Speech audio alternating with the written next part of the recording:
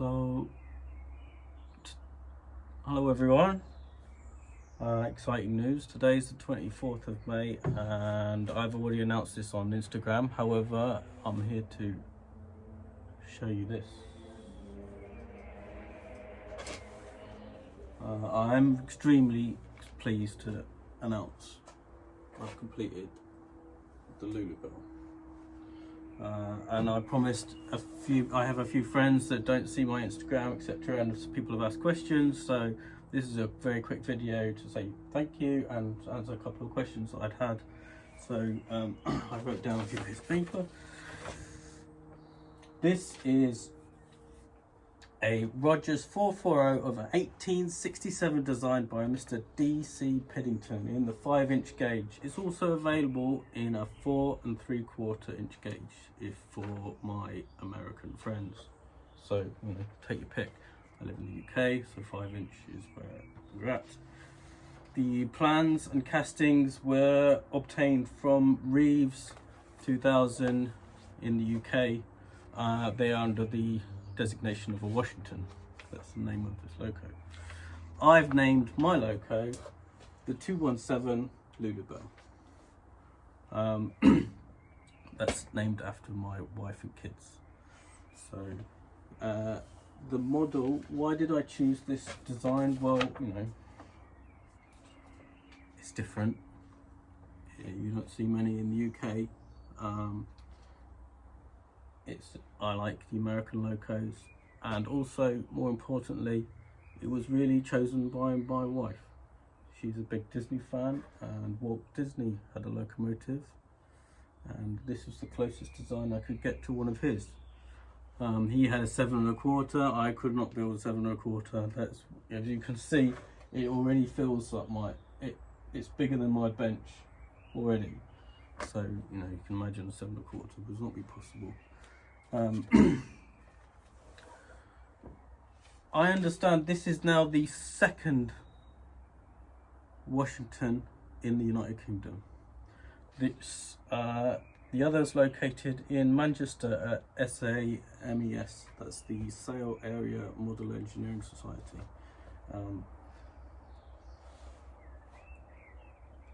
I went to see it, fantastic loco. The chap who owns his has been an immense help to me. I can't thank him enough. We'll get to thank yous later. Some of the questions: how heavy is it? The loco, its finished weight now, I just weighed it to confirm. The finished dry weight of the locomotive is 40 kilos. The tender is 15.7 and she holds 3 litres of water, so that makes a total weight of 58.7 kilograms. That's 129 pounds of weight for my American friends. It is very awkward to carry now. I can carry it, but it is at my absolute limit. One of the biggest problems is you have nowhere to grab onto it anymore. I can't grab up the front here, I can't grab, there's nothing to grab onto, so it is an issue. I had to build a special handle and ways of carrying it. So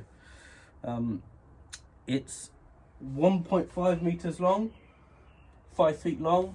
The cylinders have a 1 3/8 inch bore by a 2 1/8 stroke. Yes, it's fantastic. It's got two axle pumps, one on each side. They are half supply axle pumps, so I need both axle pumps running to maintain water level in the boiler. I've got a manual pump at the back here, and that's it. The injector is optional. I'm yet to fit that. I started this in March 2020, just before the first lockdown, and now obviously now it's May 2024, so that's 4 years 2 months to complete. Now, from what I understand, that is a pretty good record. I estimate in the region of around 3,000 hours of work to get to this stage. I estimate, I don't know, it's hard to remember. And I've made many mistakes along the way. Some serious, some less so serious. Some will remain for the rest of their life on the loco. Some I had to restart. Would I recommend it for someone else to build? Well, I'd like to reiterate what the Model Engineer magazine issued 3901. They did a series on how to build this, and the first article says, this model is not intended for the beginner to our hobby. Some tyros may be tempted, so be warned. Yes, I would agree. I am a beginner to the hobby. This was my first loco. I never built anything else. I never built a stationary model. I never built anything engineering. However, I jumped in and went straight with this. There are mistakes on the plans. There are errors. There are problems that you have to solve that other locomotives that you see around the UK don't have, because there are so many of them. Due to the fact that this is only being the second one in the country, the errors have not been corrected on the plans. So if you want to go and build one, go ahead, but be warned. You know, there are challenges ahead. If you do go to build one, reach out to me and I'm sure I'll help you out. I've got a list of errors that I've kept recorded. So what's next? Well, is it actually finished? A friend of mine said, is a loco like this ever finished? Or is a loco ever finished? And I think that's very true. There's a lot to be said in that. A locomotive is effectively never ever finished. But I'm at a stage now where I can take this to my local track and run it, and that is where I want to be. The summer is here. Let's get some miles under the wheels. I need some experience driving, so let's go do that, which will then leave me the winter to do maintenance and all the other optional stuff, which includes the injector. There's a steam port available to fit an injector, but it is only an optional extra on the plans, and therefore its omission in the plans makes it very difficult in how to pipe it in and where to place it. So there's some thought is going to be required. I've already had a go and I've already come across a lot of problems, so I've put it back on the back burner again. So the handrails are currently not installed. They have to go in the front here. Some flag poles on the front and some flags, probably the American flag, I don't know. We'll have to come up with something. A little dummy safety valve to go up here. A dummy whistle to fit inside. There's some sander pipes to come down here, to run under the side here to pretend dummy sander pipes. There's a maker's plate to go on the side of the cylinders. It's supposed to say Rogers. So cylinder plate. The cow catcher, I've 3D printed it. I intend to keep it 3D printed. However, I want to replace this current one. It's been repaired already 3-4 times. You know, just moving it around the desk, moving it out, getting it out of the car, moving it out of the club.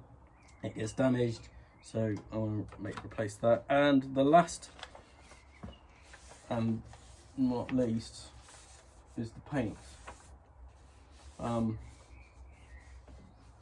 I'm happy with it. However, I wish I'd done the red now in gloss.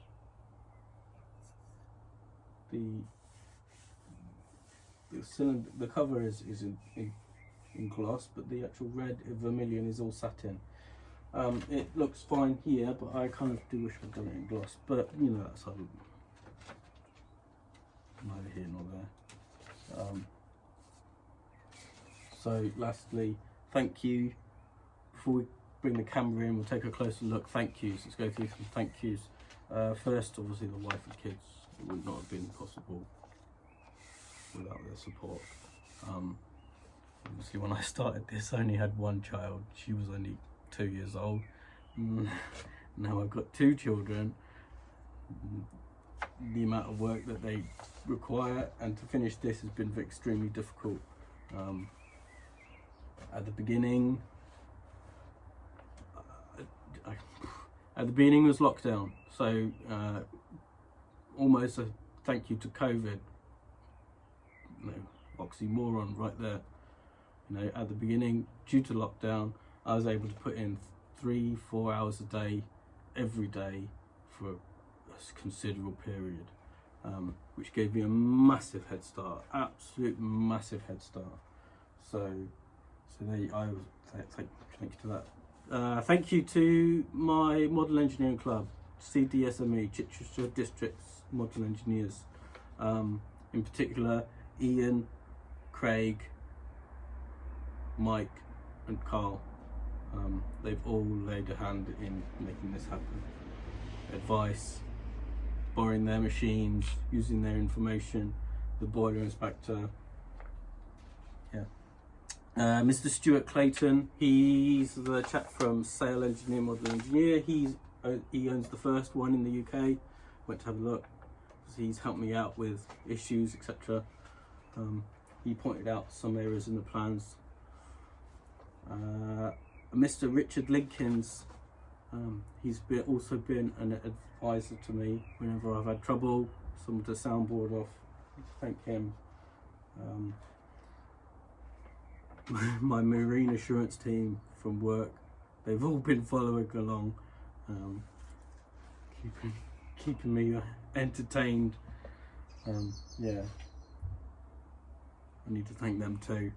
So what's next? Well, obviously the outstanding parts need to be addressed. Definitely the flagpole, I think, is going to be my flagpole, and the railings are definitely going to be on the next.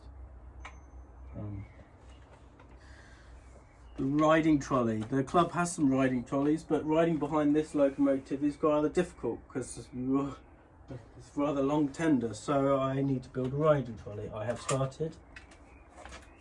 It's underway. Because I'm building a riding trolley, I did an article for Model Engineer on a dynamometer car, so I'm also going to fit a dynamometer to my own riding trolley. So that's underway. Watch this space. What else? I have a series of tankers, tankers and trolleys, and 7 plank trucks to ride behind it. They are on their way. There's the tank for the tanker, that's on its way. DIY around the house has been falling behind, obviously, for a few years. That needs to be addressed. And obviously, well, what next? What do you do after this? Well, I have my heart already set on a Evening Star 9F. So I've got the plans, I've got the information, just don't have the time, and I don't have the money. So maybe a retirement project. We'll see. We'll see. So let's bring you in for a closer look.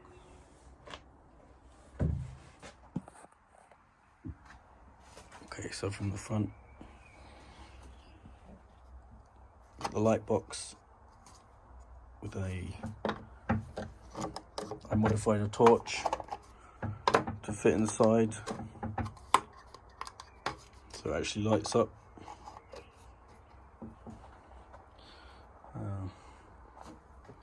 Oil passages, boiler waters, clack valves. The bell actually works. I need to sort the clacker out inside. Sand tank. Underneath here is the steam dome and the safety valves.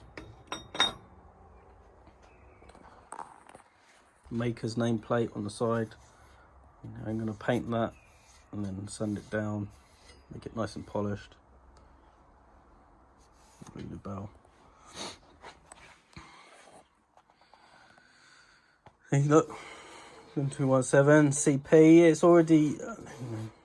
already having a hard time, so I need to renew that. The other one on the other side is fine. This side's having a bit of a hard time. And the tender. If you're looking from the back, well, driver's eye view, you're saying to yourself right now, how on earth are you supposed to drive that? You know? If I can hold my camera, here's the clever bit. Look, the top slides off. And the back of the cab, if I can do this one-handed, it's a bit tight fit.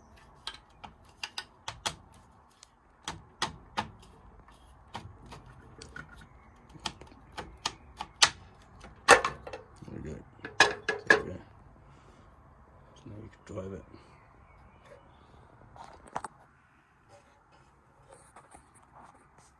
Sorry if you're getting drunk from my video, but yeah, got the valve for the oiler, sight feed glasses for the oilers,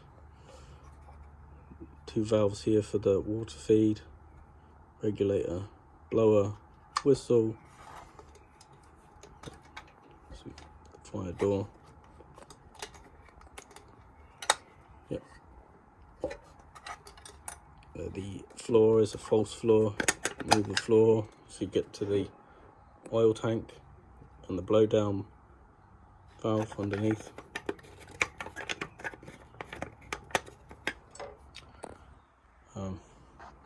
So yeah, overly, there you go.